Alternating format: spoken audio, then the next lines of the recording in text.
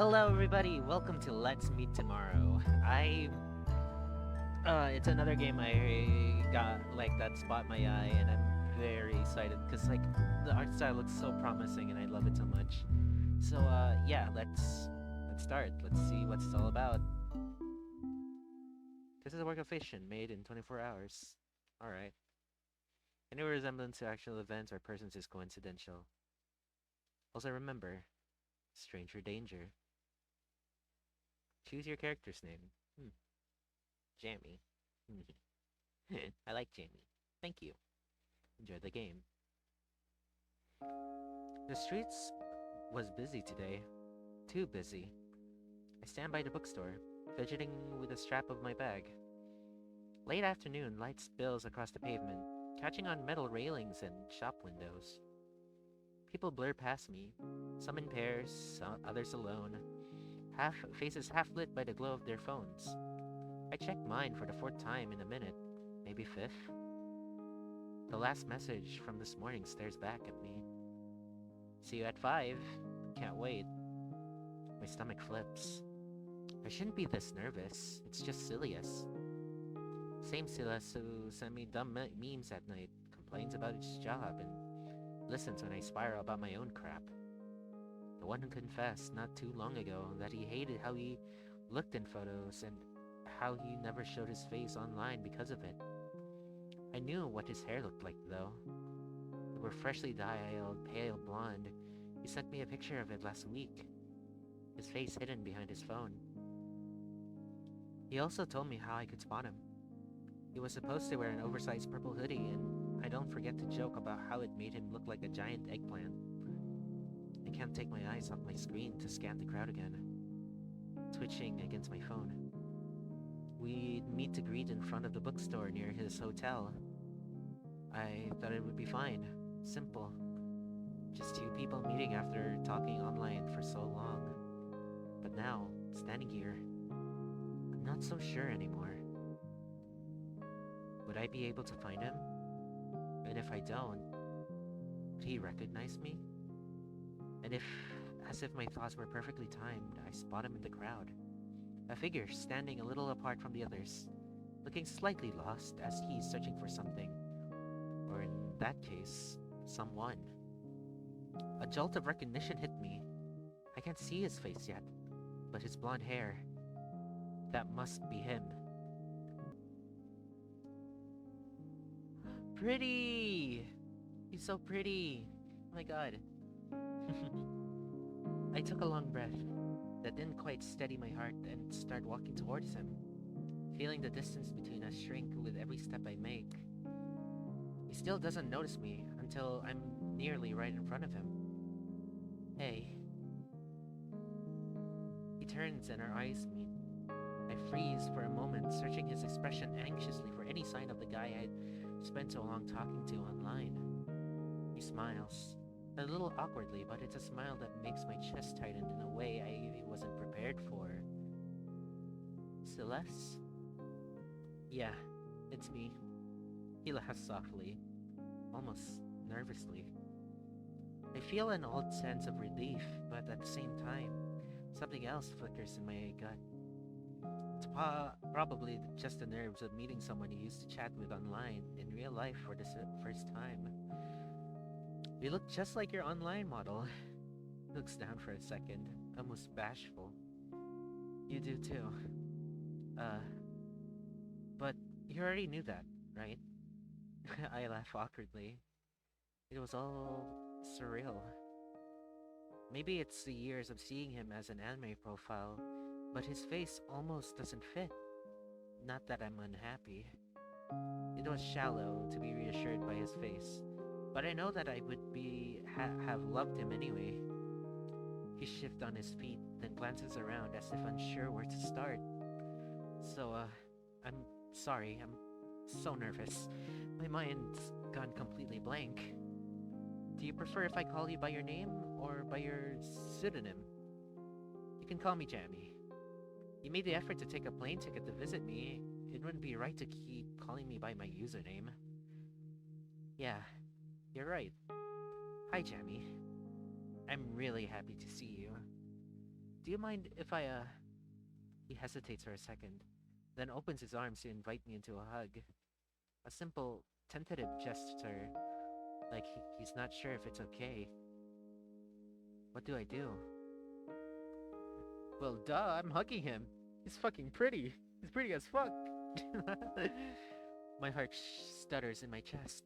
God, I pictured him this moment so many times. How it might feel to actually hold him.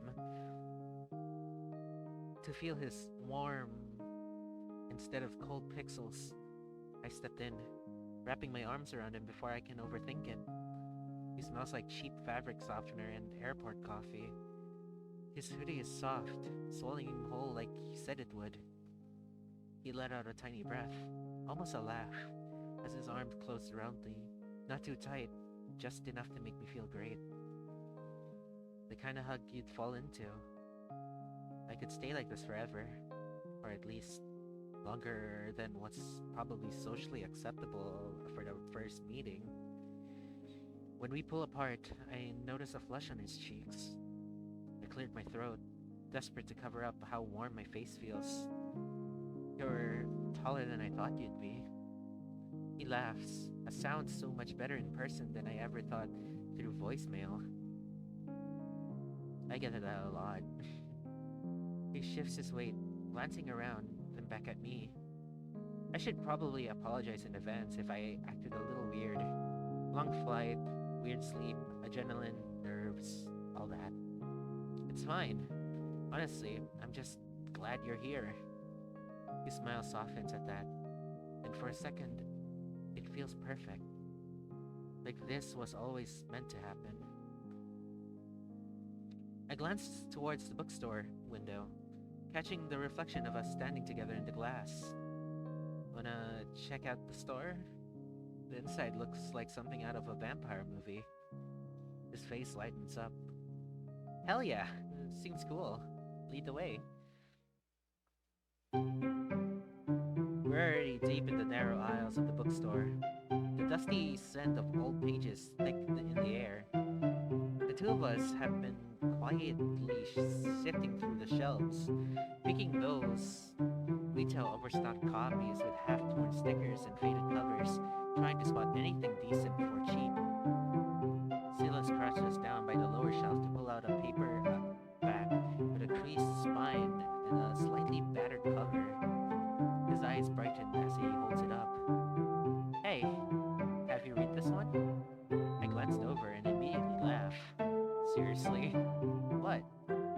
Silas, I made you put that on your to-read list like 6 months ago. We had a whole conversation about it because I was obsessed and you said I was being dramatic. He blinks, then grins a little sheepishly. Oh, so that's why it looked familiar. I suppose you forgot about it and never read it then? What if I didn't? I can't believe you. I'm never rambling about books with you again. No, please, do. I find it cute. Sweet talker. Promise me you'll read this one at least. It's really good. Sure. I can even buy it now, so I have an excuse to read it on my flight back. I watch him flip over to check the back. Still grinning like an idiot because, God, he's actually here hanging out at the bookstore with me. I was still having a hard time acknowledging that it was real. Yay! I wanted to review it when you're done. I decided to tease, nudging him slightly with my shoulder. Though, I have to ask, are you sure you have space for it? Huh? You showed me how tiny your suitcase was. It was permanently small for a trip this long. He snorts, closing the book and holding up it like a prize. Okay, fair. It's definitely a clown suitcase, but in the worst case, I'll keep the book in my hands for the flight back. He looked at me, his grin softening just a little. It's a nice new veneer to have of our time together anyways. And just like that, my stomach flutters again. Since this moment, I've spotted him in the crowd. It's been a whirlwind of emotions I can hardly keep up with. Maybe I should take it as a sign and finally gather all my courage to tell him how I feel. Then little too. By the time we step back out into the streets, the late afternoon glow has slightly cooled down. Silas has the book tucked under one arm, his finger tapping absently against the cover as he glanced over to me. Hey, it's a bit early, but do you want to grab something to eat? I'm kinda starving. Yeah, sure. Any place in mind? He hums, low in his tone, squinting up the street like he's weighing his options. What about milkshakes? Sure, that sounds good. Alrighty, let's go. I blinked, surprised to see him start walking without checking his phone. Silas has never been here. How would he know which way to go? Even I didn't know where the store was.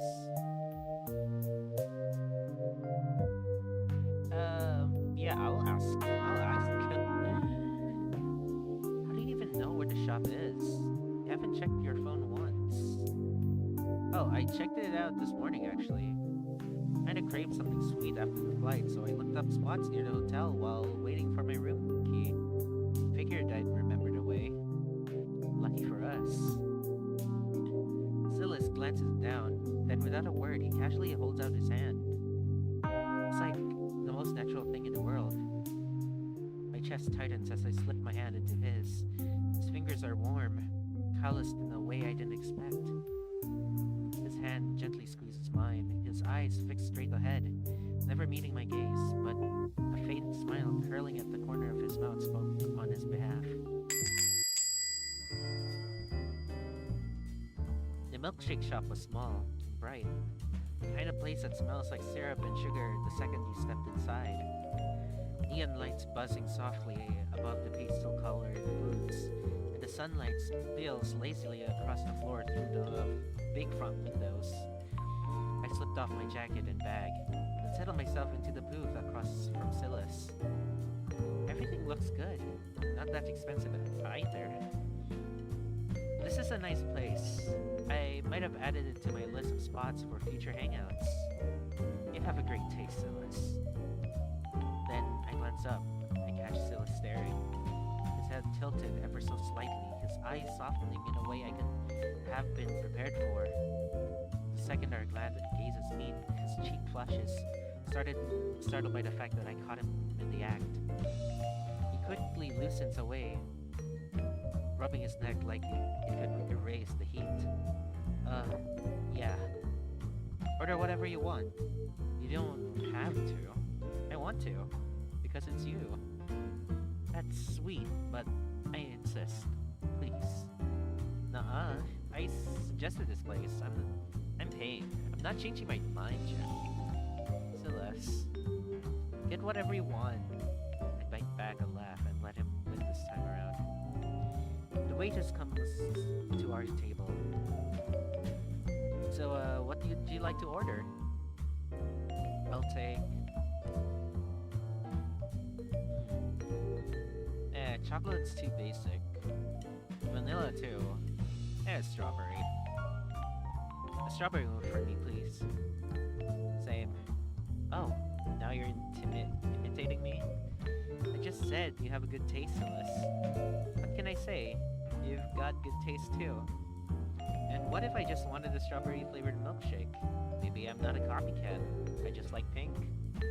His tone is playful, clearly teasing me, but the warmth in his gaze makes my heart skip a beat. The milkshakes arrive faster than I expected. A tall glass, thick with pastel pink, with a generous swirl of whipped cream. Here you go. This one is yours, and this one's mine. Although there isn't really any difference. Hold on, I'll get a ruler to check. I chuckle and thank him, filling with the straw. A few minutes slip by, and as we let quiet linger, trading spars and weightless words, then his phone vibrates against the table. As Silas gazes drops to the screen, a frown appears instantly on his face. He stands up, scraping the chair loudly against the floor. Sorry, give me a second. I'll take this.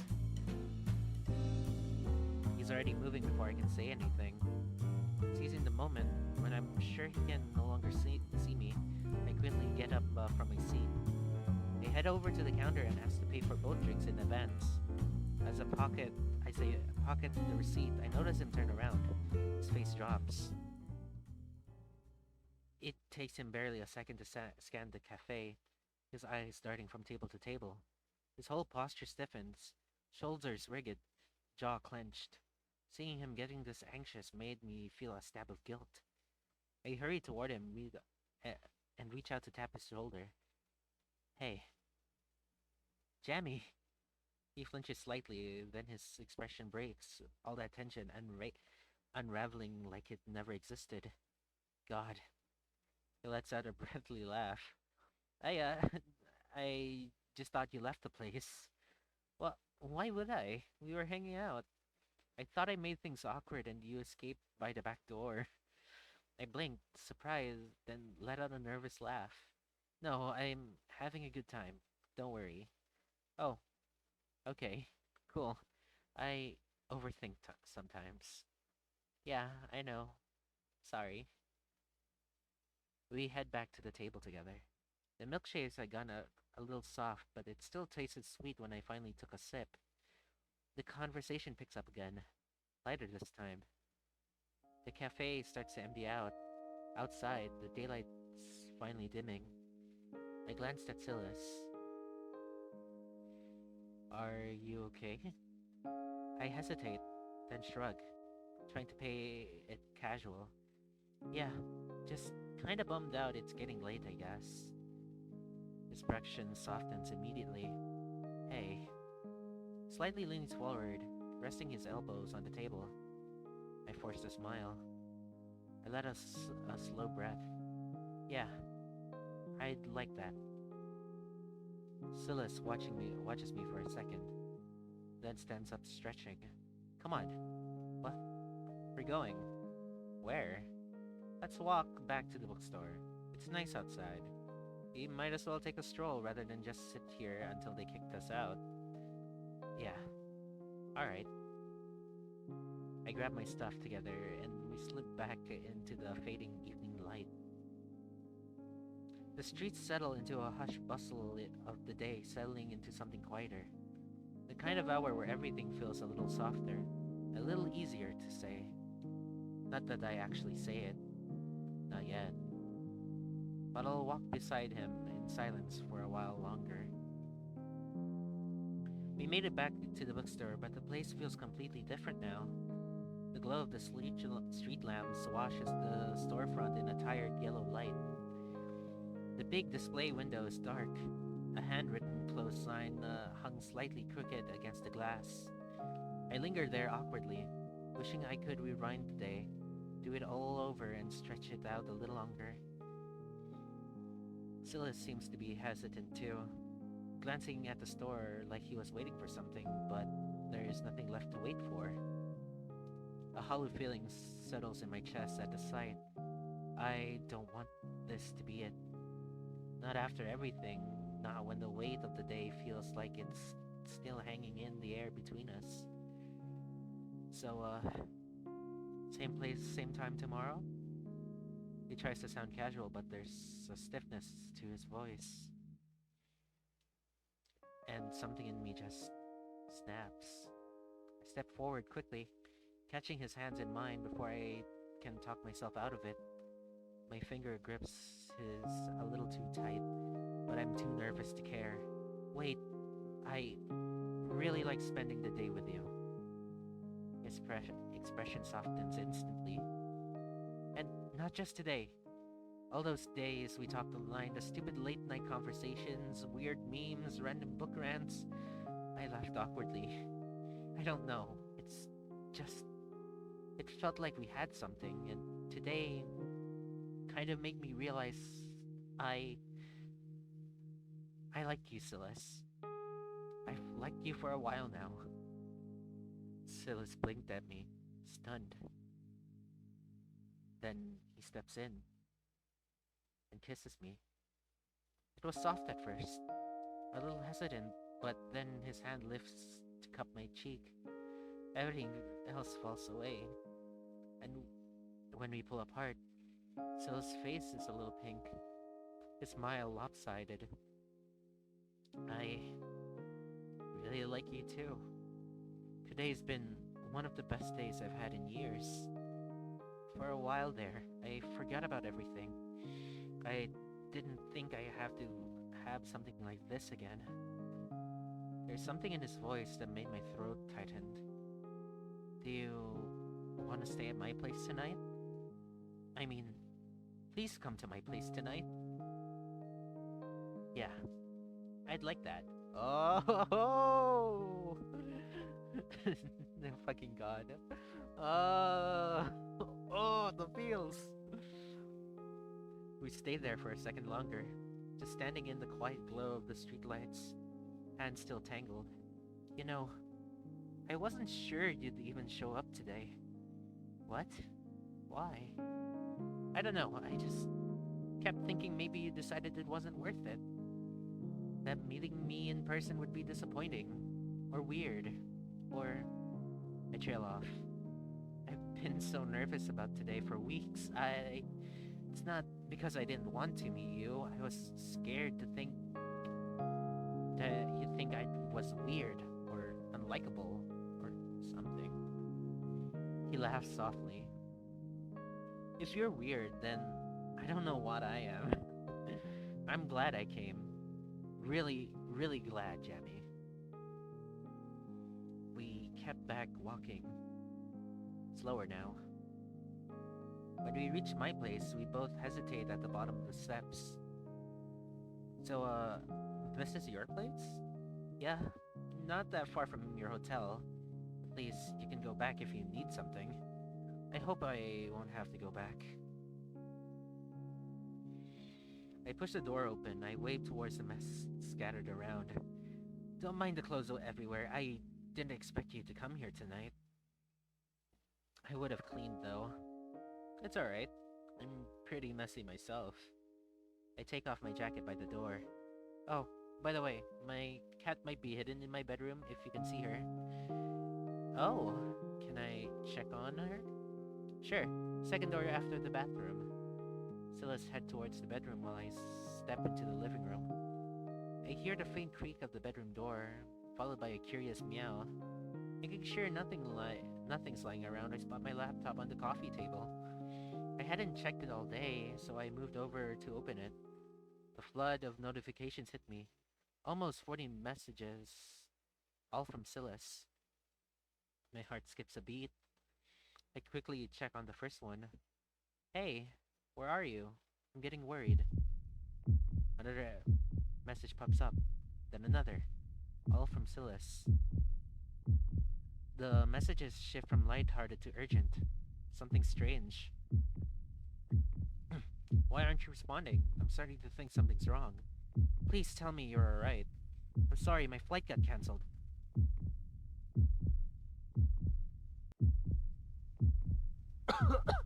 Excuse me, what?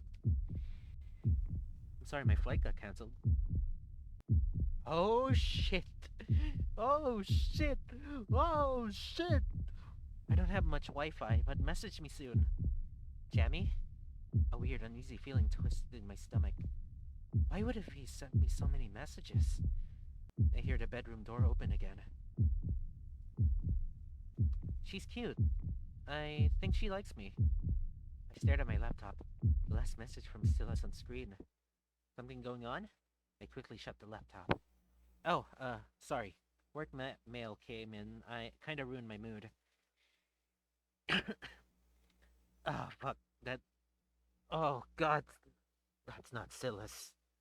That's not Silas, guys. I'm scared. I'm scared. What would he do to me?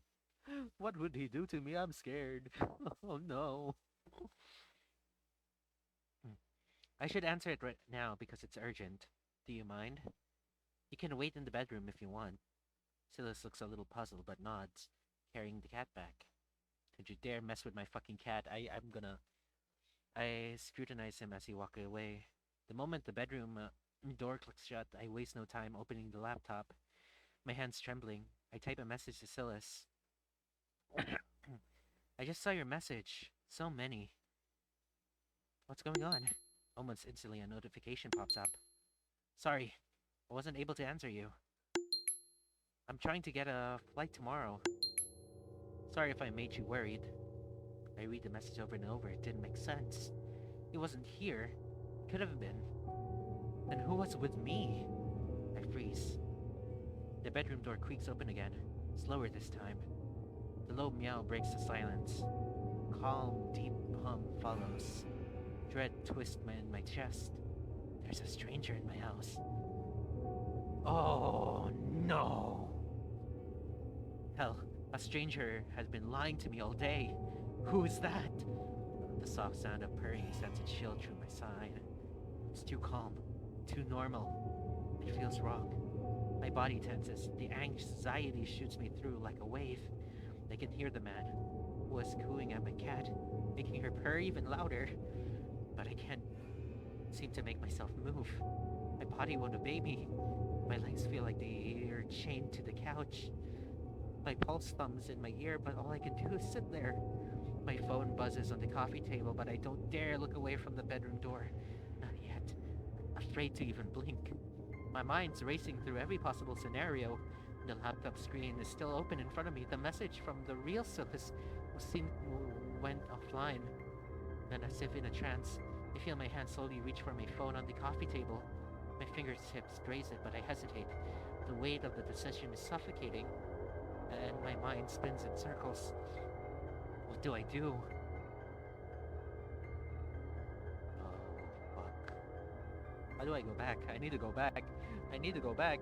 I need to go back. I need to save. I need to save. Let me save on this. Yeah, there you go. Oh, boy. Oh, boy. I'll call the cops. Let's go to the cops. The logical part of my brain clawed its way back into the surface. Move. Now! My finger wrapped around my phone, clumsy and cold. I didn't even think about the charger still plugged in or the shoes abandoned near the door. My body just moved, driven by pure survival. I bolted to the front door, my heartbeat a deafening drum in my ears. I didn't care if he heard. I didn't care if he followed. I needed to get out. I flung the door open, almost tripping over the threshold, the hallway beyond stretching out like a lifeline. I sprinted towards the corridor, dialing emergency services while my hands shaking. I kept looking back over my shoulder, my breath choked by anxiety, flooding every part of my body, half expecting to see him standing there, smiling. But my door apartment remained closed.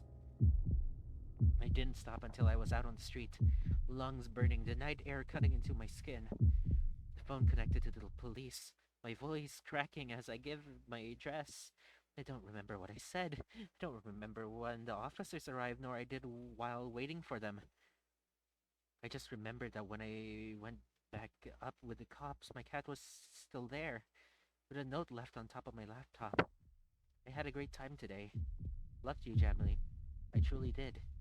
But please, don't bring strangers home. Ending 2. Escape. Damn.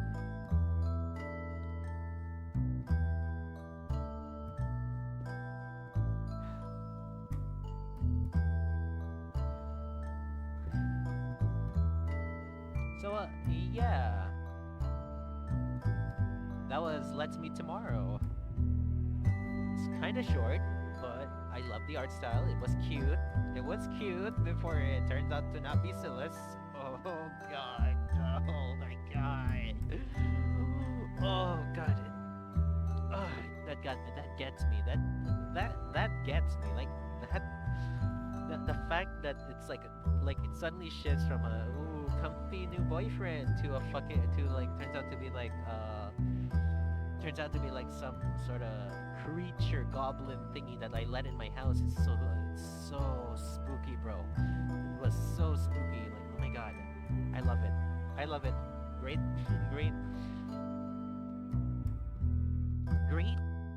game. Great game. So if you like this game, be sure to give me a like and make sure to subscribe because I'm gonna be doing more of this. So for now, I'll talk to y'all later. Bye bye.